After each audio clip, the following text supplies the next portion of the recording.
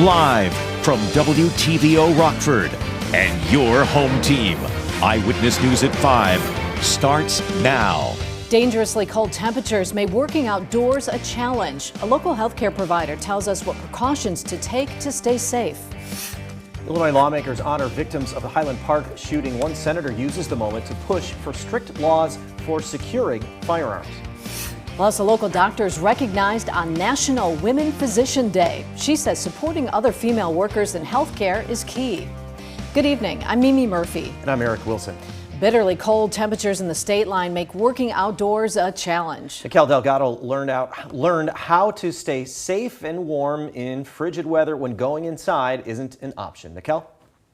Eric, Mimi, rain or shine, or in this instance, bitterly cold will not stop letter carriers from dropping off the mail. But there are some things that these women and men do in order to get the job done safely during the winter. Lots of layers. I think I've got 4 layers on today.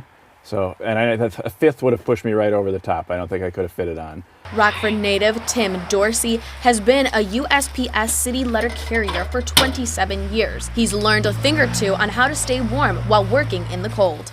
Hand and toe warmers. They're big. They keep my fingers and toes warm.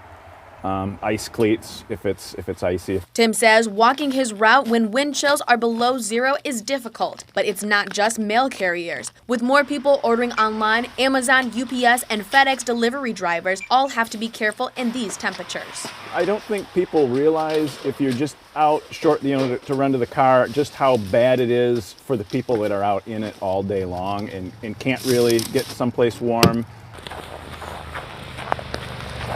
It's really important to take these precautions ahead of time when you're heading out into the cold to avoid illness and injury. OSF physician assistant Amy Henderson says prevention is key, and that starts with warm layers. Also making sure to pay attention to your body. If you have shortness of breath or a lack of coordination, get inside. If you're starting to experience pain, go inside. Discoloration, warning sign. Get inside, warm up, like as soon as you can. While Tim agrees there's no stopping Mother Nature, there are some ways to help him out. Make sure you're shoveling and salting your sidewalks and your walkways for us, because it just makes it so much easier. The cold we can't do anything about, but that's the thing that somebody can control. That's the thing we can control.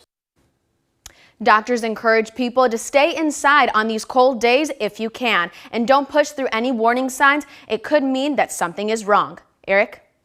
Thanks, Nikel. Illinois shooting victims are remembered during this 5th annual National Gun Violence Survivors Week. Highland Park's mayor, state and federal lawmakers joined community members and families at Highland Park City Hall.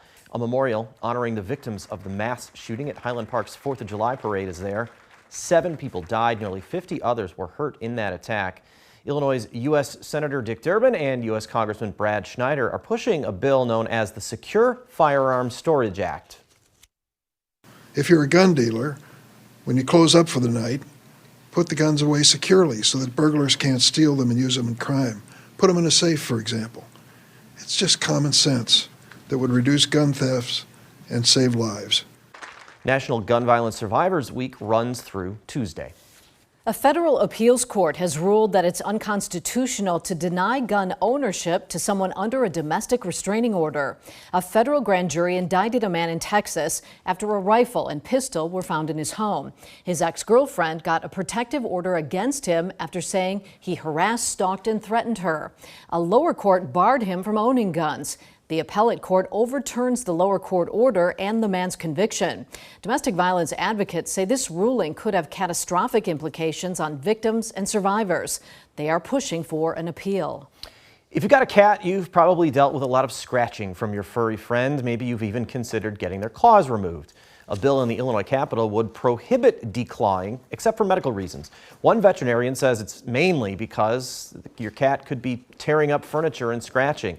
Dr. Larry Baker says that would be one of the benefits to the procedure, but he adds the surgery isn't performed often anymore and it can cause the animal some discomfort afterwards. Overall, Baker says he wouldn't encourage people to declaw their cats. The best reason to declaw a cat is an owner that has their cat, likes their cat, gets along with the family well, and they're running their furniture, and the owner says, I am going to have to get rid of this cat or have him declawed. Then to me, there's no question about it. I would declaw rather than have them get rid of the cat. If you don't want to declaw your cats but want them to stop scratching, Baker says your options are trim their nails, use plastic claw tips, or bring in a scratching post. A new report shows the rate of people dying from cancer in the country has dropped significantly over the past 3 decades. According to the report from the American Cancer Society, cancer death rates have dropped 33% since 1991. That equates to about 3.8 million fewer deaths.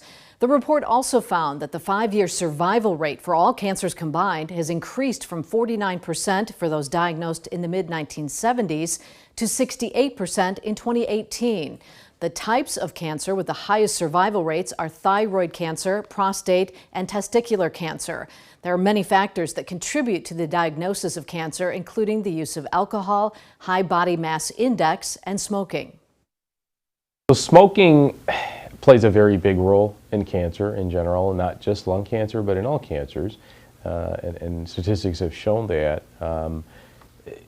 Despite the reduction in the number of people that are smoking in this country, there's still quite a few smokers. I think we've made a lot of progress in cutting back on smoking, but you know, there's always room for improvement because, again, smoking has a really negative impact on your health overall. The report highlighted that breast, uterine, and prostate cancers are slightly rising around the country. A Belvidere doctor is recognized for her hard work on this National Women Physician Day. Dr. Kimberly Miller's Crusader Community Health peers nominated her for the honor.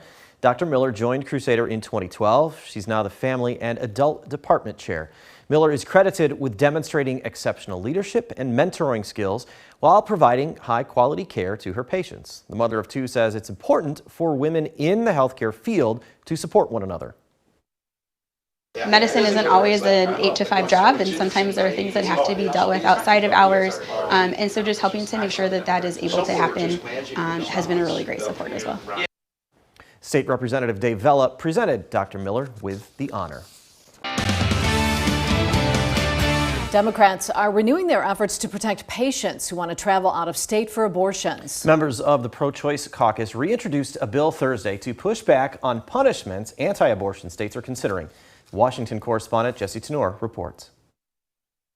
People have the right to travel. House Democrats rallied Thursday for their bill to prohibit anti-abortion states from punishing patients who go to a pro-abortion state for the procedure. To protect the health, privacy, liberty, and dignity of women and families across this country. Texas Congresswoman Lizzie Fletcher said her state should not punish companies who help employees cross state lines for abortions and include abortion care in their benefits.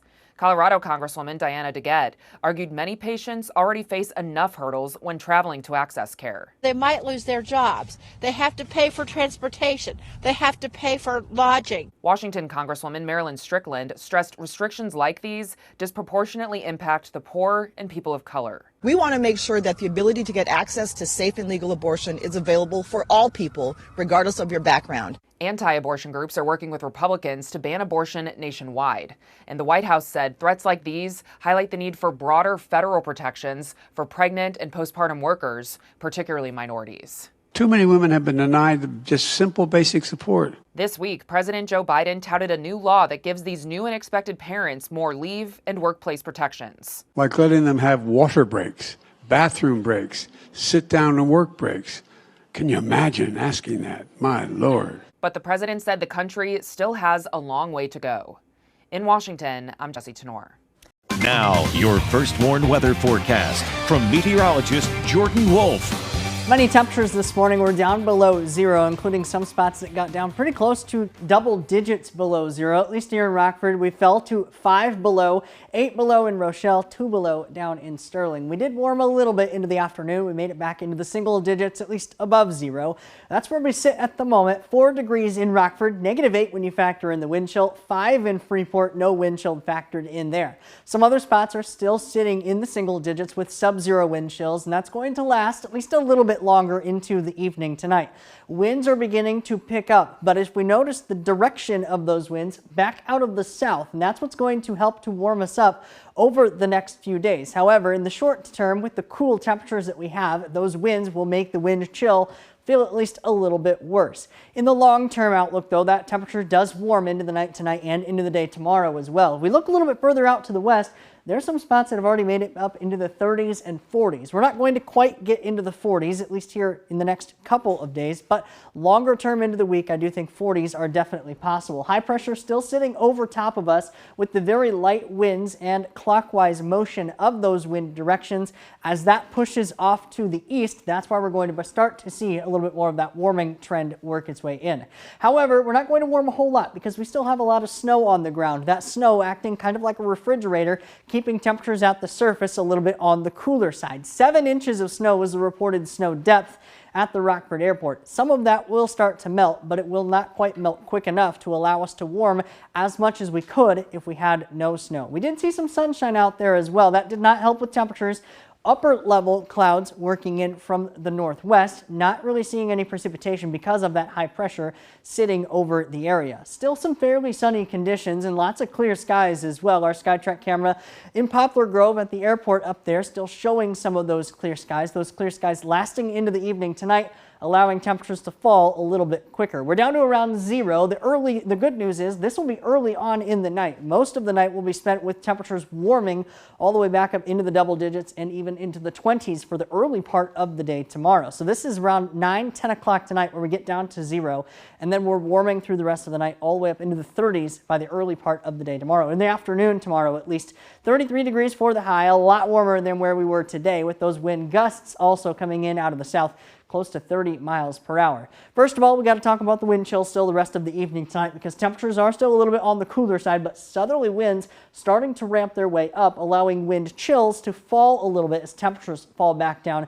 to around that 0 degree mark. Wind chills will fall to around 10 below 0. Those quickly warm up into the afternoon tomorrow, though. We're back up into the 20s and even 30s for those wind chills there for the afternoon. We still have to talk about some of the clouds that are going to be working their way in. Some fairly cool temperatures early on, but we're back into the 20s and 30s during the early part of the day tomorrow.